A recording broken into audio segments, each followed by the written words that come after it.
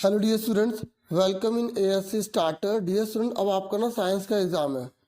तो ये साइंस का लास्ट ईयर का पेपर है, तो इसको मैं जो है ना क्वेश्चंस के समझा रहा हूँ और पेपर का पैटर्न बिल्कुल सेम ये रहेगा। लास्ट ईयर का पेपर है, आप इसे प्रैक्टिस कर सकते हैं।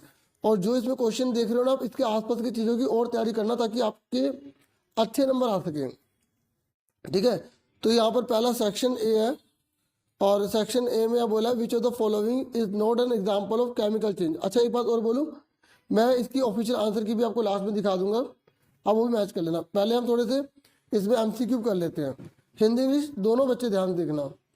ये कह रहा निम्नलिखित में से कौन रासायनिक परिवर्तन का उदाहरण नहीं है। देखो, केमिकल चेंज वो होते हैं बच्चों जो एक बार बदल जाए वापस ना आ पाए, जिसमें नई चीज़ जो है बन जाती है। जैसे हम लोहे पर जंग लग जाता होता है ना, तो वो, या पेड़ की उम्र बढ़ गई, ग्रोथ ऑफ ट्री, ये क्या है केमिकल चेंज। तो इसके मतलब कौन से केमिकल चेंज नहीं है। तो मोमबत्ती का पिघलना केमिकल चेंज नहीं है। क्यों? क्योंकि मोमबत्ती पिघलेगी दोबारा से फिर से हार्ड हो जाएगी, इसलिए इसका आंसर क्या आएगा, सी आएगा। फिर नेक्स्ट है, ये कह रहा है सेकंड क्वेश्चन में कि तरल प्रवाह का गुण दर्शाते हैं। जो तरल होते हैं ना, मतलब लिक्विड होते हैं, मतलब तरल बहते हैं, फ्लूइड जो होते हैं वो बहते हैं, फ्लो होते हैं। तो ये कह रहा है कि इनमें से कौन सी बात इसकी सही है, मतलब जो लिक्विड होते हैं उसकी कौन सी बात सही है। तो यहाँ पर इसका आंसर आएगा सी, क्योंकि जो लिक्विड होते हैं ना, गैस और द्रव पदार्थ तरल के रूप में व्यवहार करते हैं। मतलब जो एक तो गैस लिक्विड होती है और लिक्विड लिक्विड होता है, तो इसलिए गैस और लिक्विड दोनों ही बहते हैं। देखो, आपने सिलेंडर में देखा होगा, गैस भरी जाती है ना, फिर वो क्या नाम हो जाता है उसके, एलपीजी, लिक्विड पेट्रोलियम गैस। ठीक है, इसलिए जो गैस होती है और जो लिक्विड होते हैं वो क्या होते हैं, बहते हैं। अच्छा, पहले आप खुद ट्राई करना, फिर अपने आंसर मैच करना। फिर थर्ड है, रमेश अपने शिक्षक द्वारा आगे की मेज पर रखे गए नमूनों को देख रहा है। ठीक है, और निम्नलिखित में कौन सा शुद्ध पदार्थ का उदाहरण नहीं है। देखो यहाँ पर पता क्या पूछ रहा है आपसे, प्योर सब्सटेंस पूछ रहा है कि इनमें से कौन सा प्योर सब्सटेंस नहीं है। आपकी बुक में चैप्टर 2 है ना, तो उसमें से प्योर सब्सटेंस वाले सारे कर लेना। मैं आपको बता दूं प्योर सब्सटेंस कहते कैसे हैं। प्योर सब्सटेंस वो होता है जिसमें एक ही टाइप के पार्टिकल्स पाए जाते हैं। ठीक है, तो इसमें आंसर क्या आएगा, mixture of iron and sulphur. ठीक है, क्या आएगा, mixture of iron and sulphur. ठीक है, लोहे और सल्फर का मिश्रण। फिर नेक्स्ट है, एल्यूमिनियम क्लोराइड के रासायनिक सूत्र को पहचानिए। ये कह रहा है केमिकल फॉर्मूला बताइए एल्यूमिनियम क्लोराइड का। तो देखो, इसका केमिकल फॉर्मूला का बनाना मैंने आपको सिखाया था, तो मैं आपको दोबारा बता दूं। आपको ऐसे करना होगा, ये एल्यूमिनियम है, क्लोराइड है, तो पहले एल्यूमिनियम का सिंबल लिख लो, क्लोराइड का सिंबल लिख लो।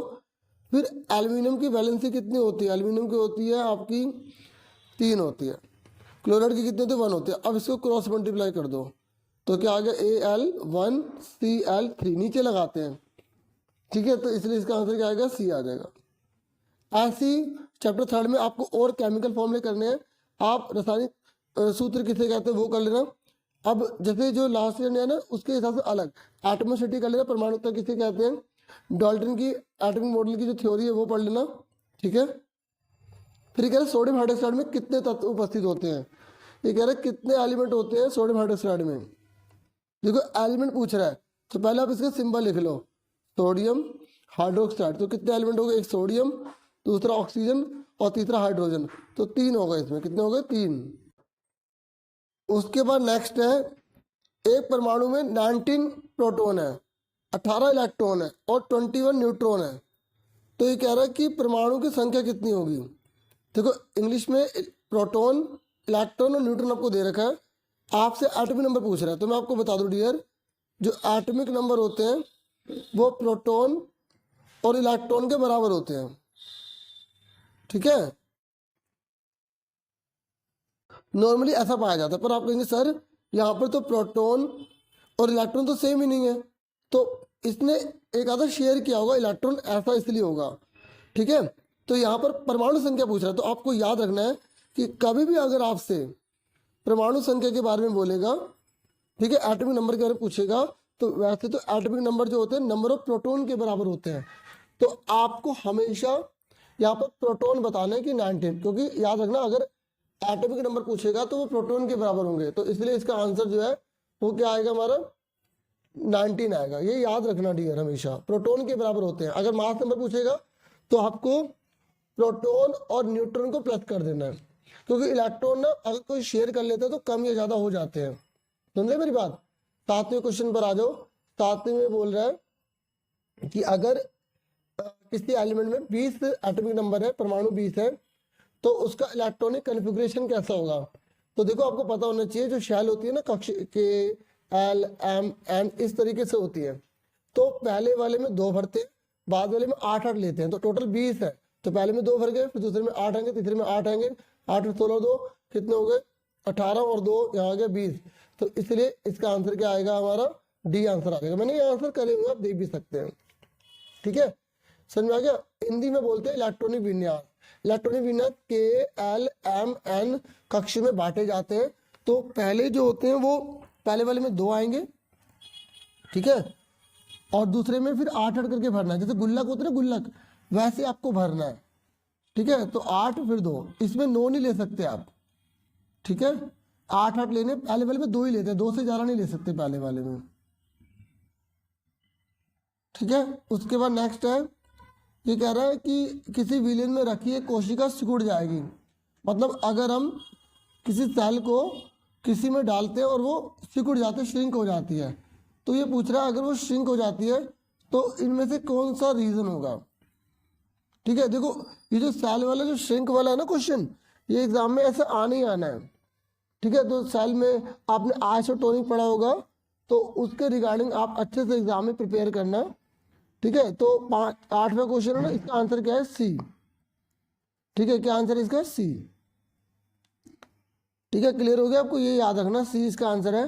क्योंकि अगर ये बात कर रहा है ना श्रिंक की, अगर श्रिंक की बात करें तो आप बताओगे जो कंसंट्रेशन ऑफ वाटर मॉलिक्यूल होता है ना सेल के अंदर वो ज़्यादा होता है, तभी वो श्रिंक कर जाती है। ठीक है, देन द सराउंडिंग सॉल्यूशन, याद रखना इस चीज़ को। कोशिका में पानी के अणुओं की सांद्रता आसपास के विलयन से अधिक। ये वाटर, मैंने एक लाइन गलत बोली, कंसंट्रेशन की बात बोलनी थी मुझे। अगर सेल के अंदर कंसंट्रेशन ज़्यादा होगा तो सिकुड़ेगी। ठीक है, तो ये करेक्शन कर लेना, सी आंसर है इसका। फिर ये नेक्स्ट कह रहा है कि कार्टिलेज जो है वो कहाँ पाया जाता है। हमारा जो कान होता है ना बाहर का हिस्सा कान का, उसे कार्टिलेज का बना होता है वो।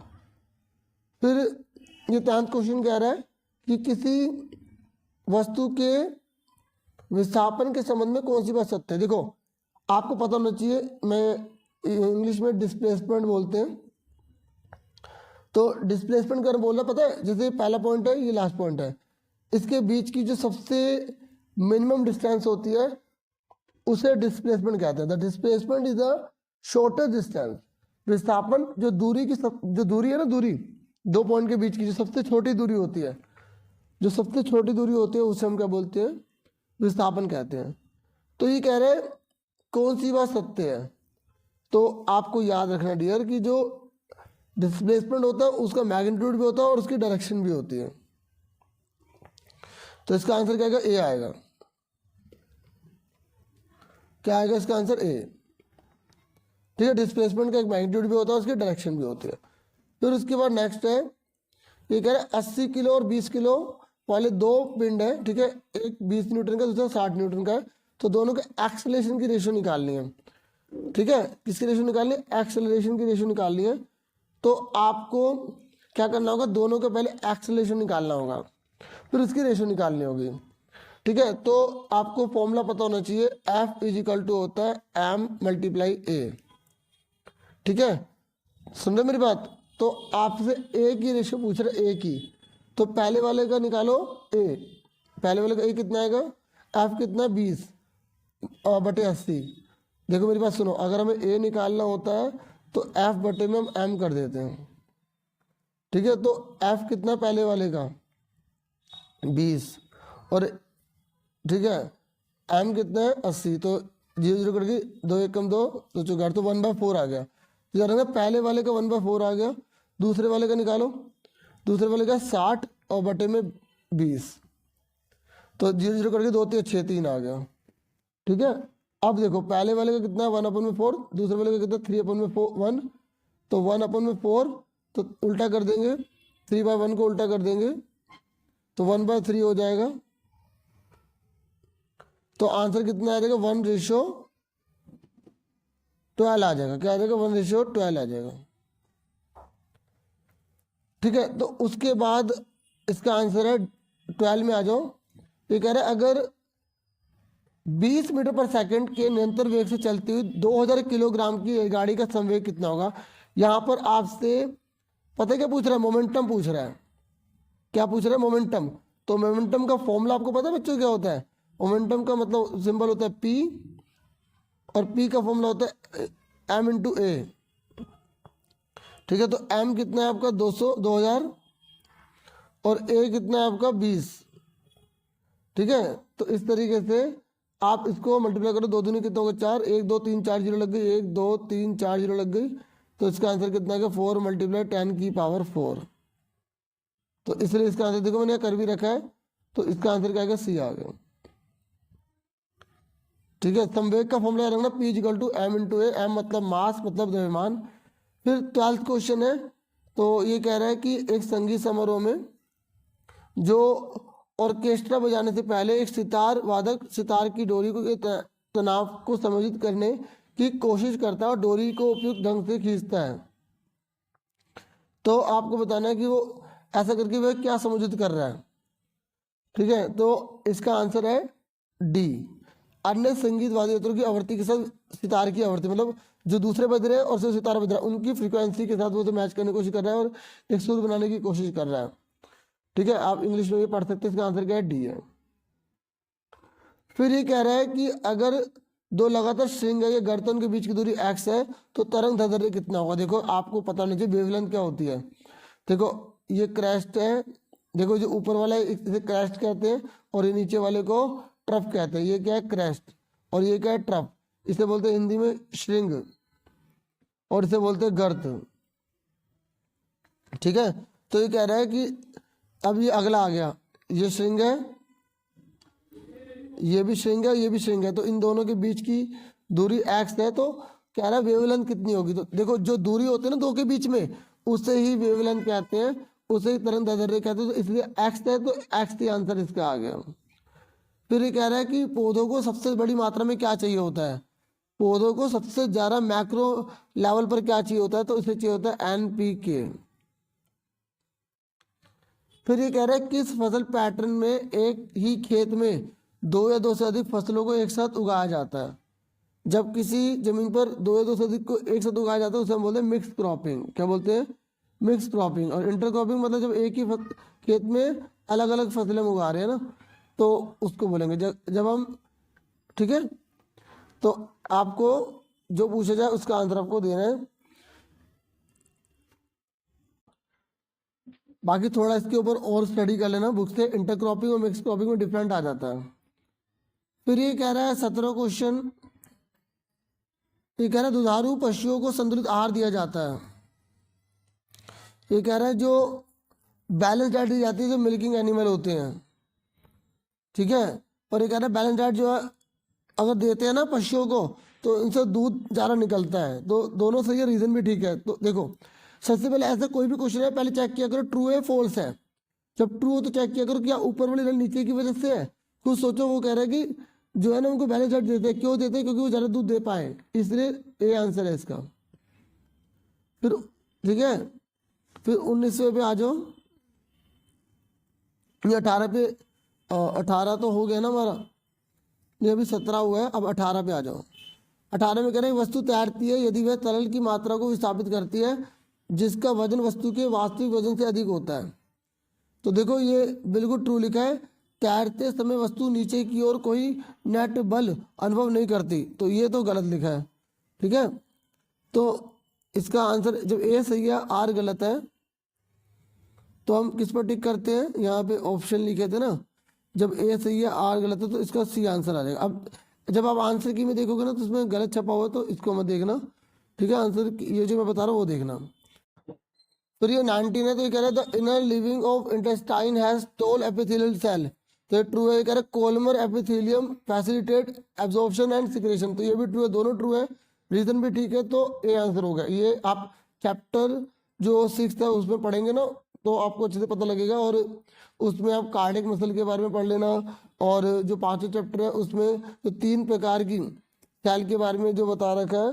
ठीक है, सिंपल टिश्यू और कॉम्प्लेक्स टिश्यू जैसे आपने पढ़ा होगा, और तो एरियोलर टिश्यू, तो ये सब अच्छे से सारी चीज़ें पढ़ लेना, ठीक है। उसके बाद 20 क्वेश्चन है।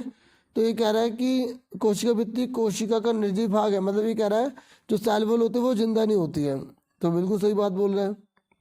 कह रहा है इट डज नॉट ऑफर, ये ना प्रोटेक्शन देती है, ना शेप बनाती है, ना सपोर्ट करती है। तो ये तो गलत बोल रहा है, तो ए सही है, आर गलत है, तो सी आंसर आ गया इसका। अब देखो बाकी जो क्वेश्चन है ये मैं नहीं पढ़ पाऊंगा, आप इसके आंसर देख लो, ठीक है। और जो ये क्वेश्चन आए इसके आसपास के क्वेश्चन की प्रैक्टिस और अच्छे से कर लो, ठीक है। अब देखो लास्ट ईयर कुछ और बात है, इस बार कोई और बात है, तो अलग अलग ही क्वेश्चन आते हैं, जितने सेम आएंगे। हाँ, आपके लिए प्रैक्टिस के लिए ये वीडियो इसलिए बनाएगी कि पेपर का डिजाइन ऐसा रहेगा, ये मत सोचना कि पेपर यही आएगा, ठीक है। ये पहले पूरा पेपर दिखा दूँ, फिर आपको आंसर की दिखा दूंगा।